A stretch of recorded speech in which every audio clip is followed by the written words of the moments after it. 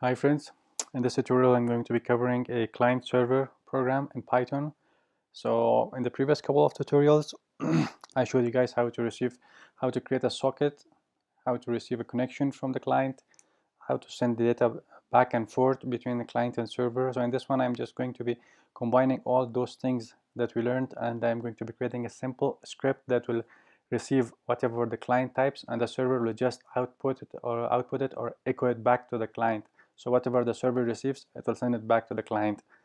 So before I get started, I just want to say that if you have any questions, suggestions, recommendations, feel free to put it in the comment section below. So let's get started. Now in here I have Kali running on a VirtualBox. So you can see that currently the IP address of this machine is 10.0.0.101. This in here. So in here I've created a script called server.py server. Sorry, let me go to the desktop directory. And so I will be just going over this script very quickly. If you don't understand what these lines do, or if you want to get an in-depth understanding of how this all works line by line, there are a couple of tutorials that I've created that explains all of them in detail. So in here, the first line, what it does is that it imports a socket module. In here, we are creating a socket object, which is using this first part, the socket module, and this is using the socket function of the socket module. It takes two parameters. The first one is the socket.af_inet, and the second one is socket.sock_the stream. So what this socket.af_inet, what it means is like use the IP family or the IP address family, and what this second socket.sock_stream means, that it means use TCP. You can also use UDP if you use datagram in here instead of stream. But the thing is that TCP you are using in this case because it's more reliable and connection oriented. However, you can use UDP as well. So what this parameters in here does is basically says use TCP IP, kind of like that. And in here we are saying use the TCP object that we created previously and bind it to this port and IP address. So this 0000, what this means is that it means bind it to all interfaces. So previously you saw that my Ethernet 0 interface has an IP address of 10.0.0.101. So however, we can type in 10.0.0.101 in here, but what it will do is that it will only listen on that interface. But what if we have multiple interfaces, or what if we have like wireless interfaces and we want to listen on all those interfaces as well? So this 000040, it's like a wildcard. It listens, it binds it to all the interfaces. And this 12345, this is port number 12,345. So what it does is it listens on port number 12,345 on all the interfaces.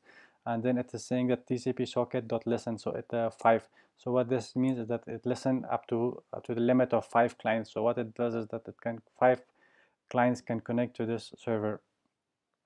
After that, you're printing that waiting for a connection. So when you run a script, you will see this line waiting for a connection. And after that, we are using this line. What it does is that you are using the TCP socket object that we created previously, and we are using the accept call or function of the TCP object. So we are storing it in a tuple. So it is a 2-element tuple. The first element is client, which stores the socket object that the client will use, and the second element is a tuple in itself.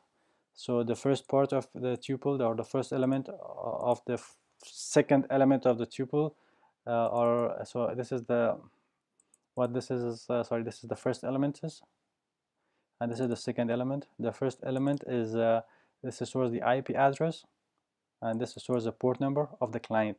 So what this client does is it stores the socket object, this stores the IP address, and this stores the port number of the client that will be connecting to us. So what individually, what will be the output of this, and this, all these 3 client, IP, and port?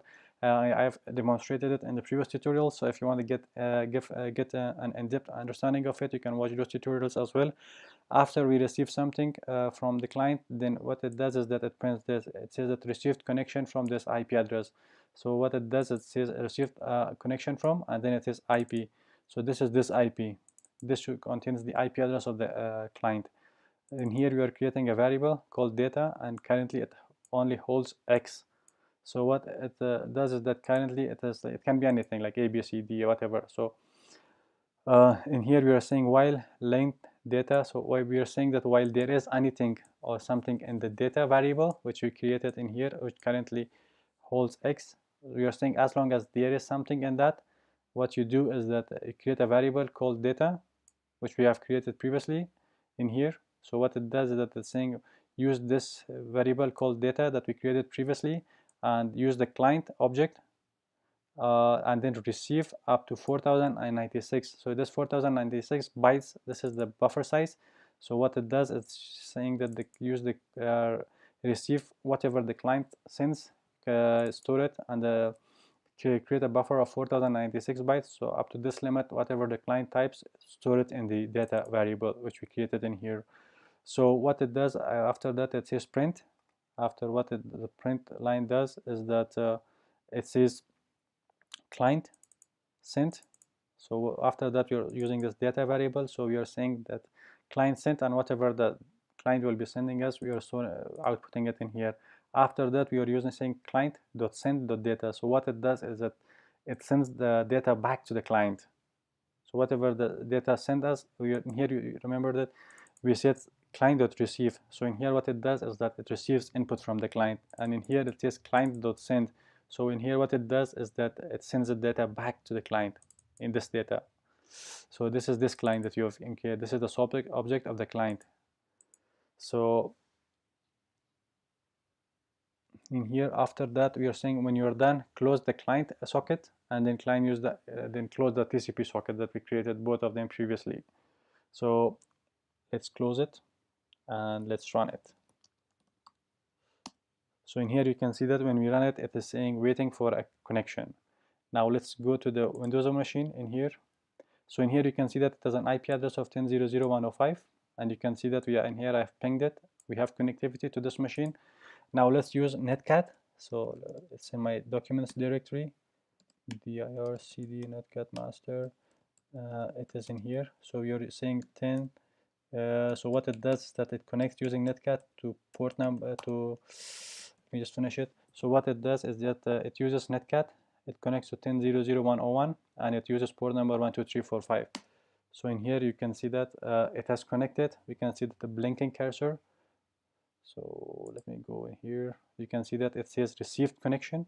So currently it says received connection, and it is saying from this IP address 10.0.0.105, which is the IP address of the Windows 10 machine that you're using. So let's type in something. So this is my Windows 10 machine. Let's type in hello. So you can see that when I type hello, what it does is it sends it back, echoes back to me. So this is here. So it says client sent. This, remember this lines that I mentioned in the script. It says client has sent hello. So this is what the client has sent us. This \n. This is when we press the enter key. This is a new line character. So let's go and type in something else like